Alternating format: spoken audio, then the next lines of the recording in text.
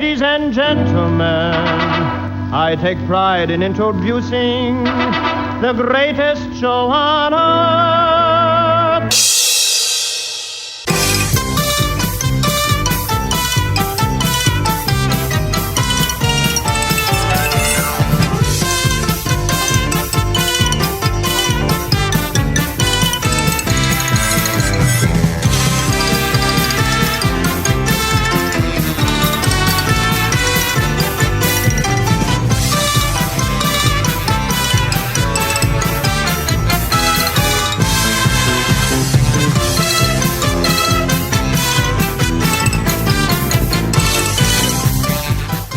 Welcome to the Uncle Floyd podcast. My name is Scott Gordon.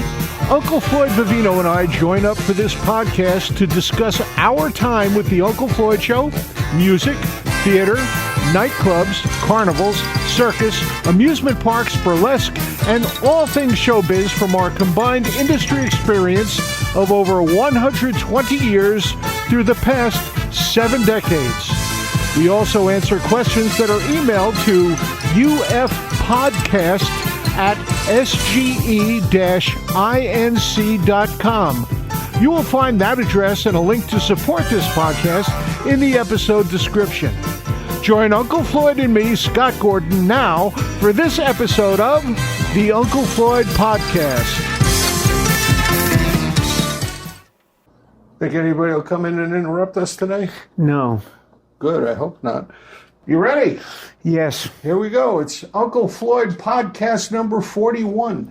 41 of these so far, Floyd. Didn't know it would last that long. I've got a question from Maggie Strasser. She would like to know if all the time you were at Wild West City, if you ever rode one of the horses. Yes, I did. I rode a pony a few times. Any of the full-size horses? No. I think most of those horses were trained, and they had to have a specific rider on them to do their stuff.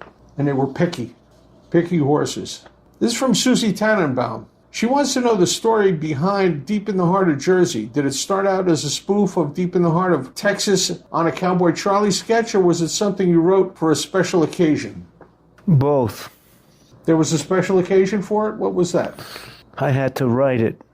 Well, some things just demand to be written. Susie says, this song has been an anthem of yours for years and years, and she always loved hearing you perform it. Why do you think it was so popular? Because it was simple to learn. And it was a tune that everybody knew, and they could get right involved with it.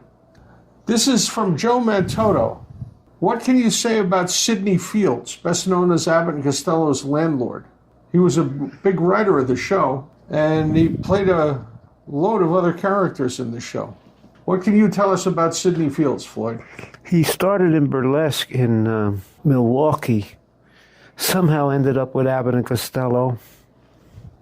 And I remember he had a column in I think it was the Mirror in New York. I don't even remember that. Yeah, he had was On the Town with Sidney Fields or something like that. I remember reading it as a kid. Always thought everything in it was really funny. Sharon Zero says, I know your brothers did backup on Oh What a Night for Frankie Valli and the Four Seasons, but did you ever meet him? Did you ever meet Frankie Valli? Many times. The other interesting thing is a very good friend of you and your brothers, Lee Shapiro, who you've often referred to as the fourth Vivino brother. Right. He was the arranger of that particular song. Yes, talented man.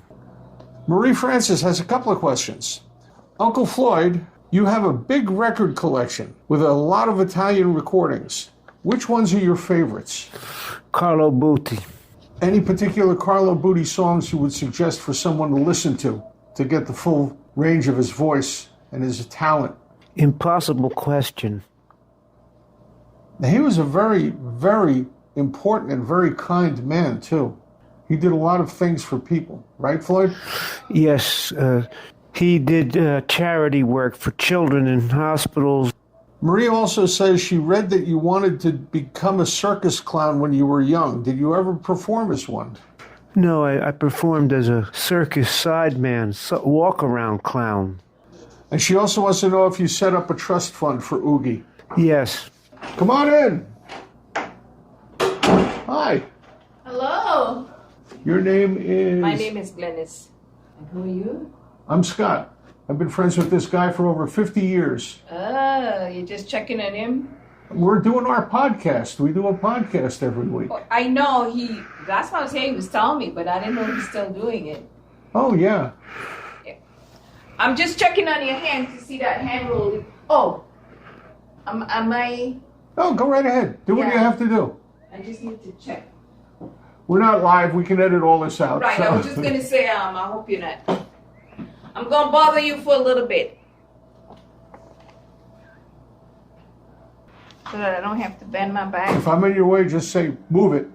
Move it. Move it, Tubby. Oh, I didn't know he's still working. I didn't know you're still doing stuff. Oh, yeah. Yeah, I'm a therapist. I came to see him one time. We sat up at the edge of the bed, and he told me about all the things he used to do. All right, I know this is not going to be nice, but I just want to check. Good, that's what I'm talking about. Okay, now bring it up. Let me see. Can you bring that arm up for me? Okay. Yeah, they gave him that hand roll, so I had to check to make sure it's not making it any worse. All right. He was out one day this week. I was so happy to see him in the wheelchair. All right, I'll come back to see you. Okay. You remember me? Yes. Oh, okay. And what's my name? Harriet Tubman. Now, my name is Glennis.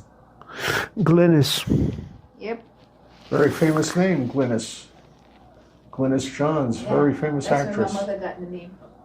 Is that what she liked the name, huh? No, she wanted a boy. So she went to the hospital with only a list of boys because she had like 2 girls already. And they said, well, in those days they couldn't see. Yeah. They said, well, it's a girl. She said, the magazine was on the table. She picked it up, and that's the first name she saw. She named me Glennis. All right. I'll see you when I see you.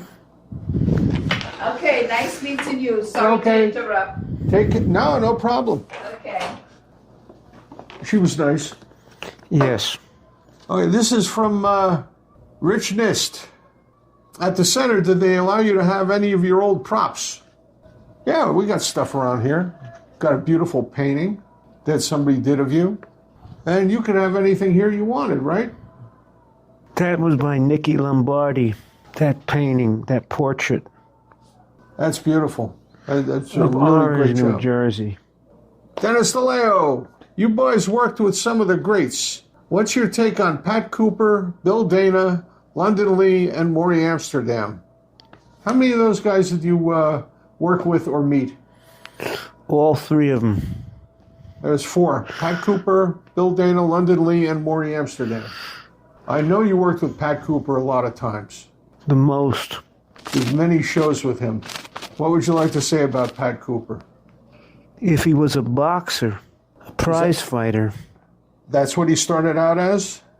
No, if he was, though, he would be the champion. I met Maury Amsterdam when I was 6 years old. There was a benefit softball game for Fireman's Family in Rutherford. And they had a big show, and it was a game between the Bergen County Police Department and the Rutherford Fire Department. And Maury Amsterdam was one of the guests. I got to meet him and shake his hand. Bill Dana, I worked for. 1989, there was a show at Madison Square Garden called Burns and Hope Together Again at Last. Had Dionne Warwick as the opening act. I was hired as the local writer. I got the job through Ted Brown. He suggested me to him. And I was there, had a great time, met both George Burns and Bob Hope. And probably one of the things I'll remember most about being in show business. 2 really very nice gentlemen. Interesting story. We're waiting outside Bob Hope's dressing room to go in. Diane's in front of me, my wife. Door opens up, a guy comes rushing out, bumps into Diane, and she falls down, falls on her rear end. And he reaches over, she says, "Oh my God, I'm sorry. Are you okay?" Helps her up. And she says, "Yes, I'm fine." and he kisses her hand. He says, "Oh, thank you," and walks away. She wouldn't wash that hand for about 3 weeks because it was Donald O'Connor that kissed her hand. And she was eating fish that day. And was one of her favorite actors of all time, Donald O'Connor. And we have one last question from Fred Knapp. He says, "I was wondering if either of you ever met any of the Marx Brothers, Three Stooges, Laurel and Hardy, or W.C. Fields?" None of them for me. I never met any of them, but Skip Rooney corresponded quite frequently with Stan Laurel in his later years. He has a whole collection of letters from him. So, going to have surgery in 2 days. I have oral surgery. They're going to screw around with my teeth. So you're only going to be eating Jell-O. Means I'm going to be eating soup for a week. They're taking out 5 bad teeth. It seems that you can't do physical comedy on stage where you do falls with a mouth protector in. So I've got 5 teeth that are broken, and I got to get rid of them. They're going to give me implants eventually, but I'll be without most of my molars for a few months. What broke the teeth? Doing the falls. With no guard. With no mouth guard. How can you deliver lines with a mouth guard? You can't. So we did the shows, and I did the falls, and I got the teeth that are cracked now. But that's okay. Probably see you next time, and I'll tell about Gabby Hayes when I talk to you. It'll be like that. We did a character, Gabagool Hayes. He used to come in and say, "Hey, Floyd, how you doing? What's going on?" Well, it looks like that's going to do it for podcast number 41.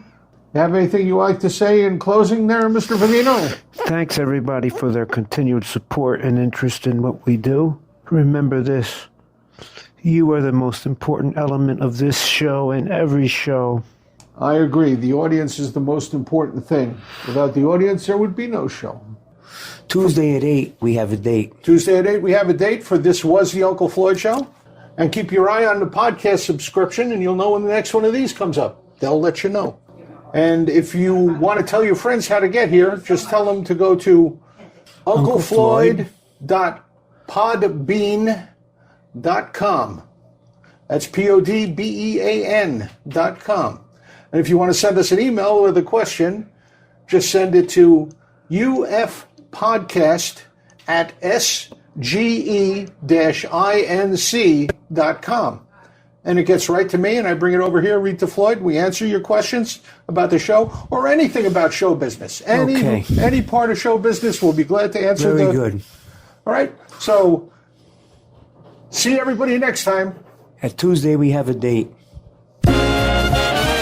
This program was produced in the studios of Scott Gordon Enterprises, Incorporated in Paramus, New Jersey.